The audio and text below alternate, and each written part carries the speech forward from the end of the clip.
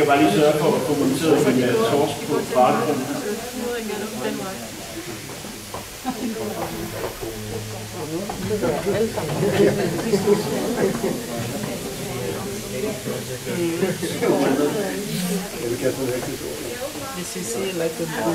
Det er jo Europas største stime af piratfisk, vi har her. Det er jo ikke rigtig nogen piratfisk i naturen i Europa, men i zoologiske haver og akvarier. Omkring 2.000 individer. Når det hedder piratfisk, så er det selvfølgelig ikke fordi de svømmer rundt dernede med en klap på øjet. Men det danske navn er inspireret af det sydamerikanske navn piranha. Man bryder det op i flere bidder, så betyder pira fisk, og ranja betyder tand, og anja betyder djævel. Så djæveltandfisk kunne også være navnet på piratfisken hernede. Det er selvfølgelig et navn, de har fået, fordi de har et uhyre skarpt tandsæt og et meget kraftigt underbid, der gør, at de kan tage bidder af byttet, ligesom når vi tager en skefuld is. Selv hajerne, de skal virkelig ruske til for at få deres kødmæstbare måltid. Men det behøver piratfisken her altså ikke. Det bliver også kaldt saksen af nogle indianerstammer i Sydamerika. Nu har jeg sænkt det ned.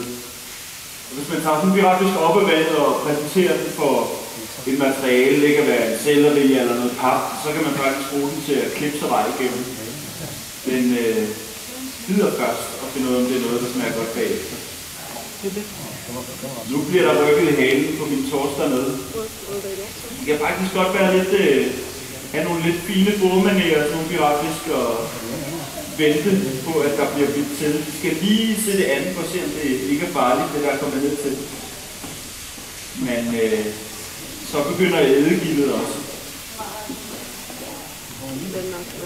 Se svømmeblæren på min torsk her, den holder den lidt op i overfladen. Jeg prøver at holde den længere ude i vandet.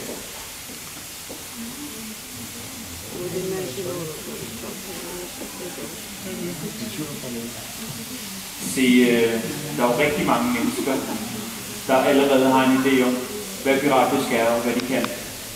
Der er nok også nogen, der vil gyse lidt ved tanken om, hvis jeg spattede på stenene her, falde ned til piratfisken. Men det er altså en stor misforståelse, at piratfisk spiser mennesker. Og den der med, at piratfisk kan blive 1 meter lang og leve i saltvand og røde øjne og spise nøgne damer på stranden, det er altså også noget, Hollywood har fundet på. Piratfisk spiser kun dyr, der er større end dem selv, hvis det dyr i forvejen er dødt.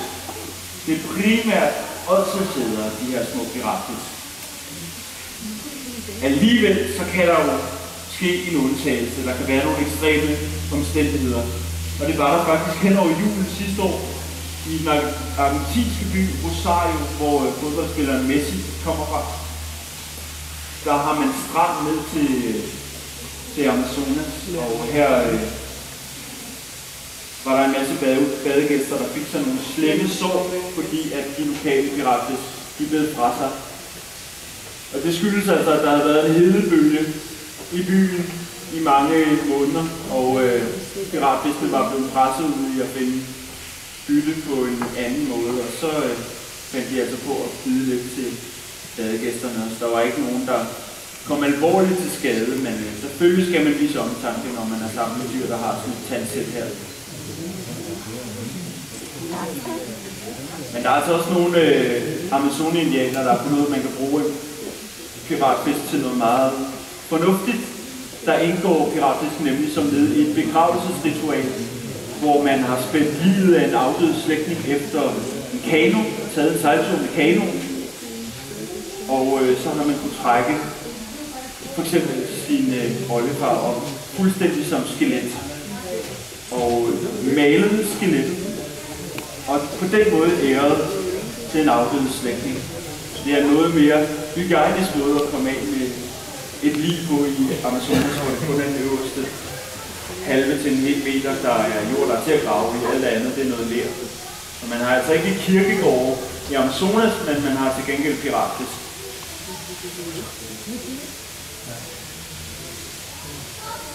Det er begrænset, hvor meget der bliver spist hernede. Det er som om, de er lidt skræmt, at den ligger oppe i overfladen. Jeg kan lige trække den op for jeres skyld, der står her, for at vise, at der bliver bidt til og bidt ind til knoglen. Når vi fodrer med fladfisk her, ja, så spiser vi faktisk også benene på fladfisken, så det hele bliver klippet ned i halsen på piratfisken. Der er 3 ting, man skal huske om piratfisk. Det er, at det er oddsetæder primært, der er undtagelser, som jeg sagde. Så er det stimefisk, der holder sammen i store stimer, ligesom her. Det er jo godt, så man er mange øjne, der kan holde øje med naturlige fjender som fødedelfiner. Så er der også kort til den nærmeste mage, hvis man skal holde bestand med lige. Og den tredje ting, det er, at det er nogle små kannibaler. I der står her og kan se, at flere af dem ligesom har et åbent kødsår i nakken. Det er fordi, de pakker lidt til hinanden, sandsynligvis for at udtrykke det hierarki, der er indbyrdes i piratfiskestilen.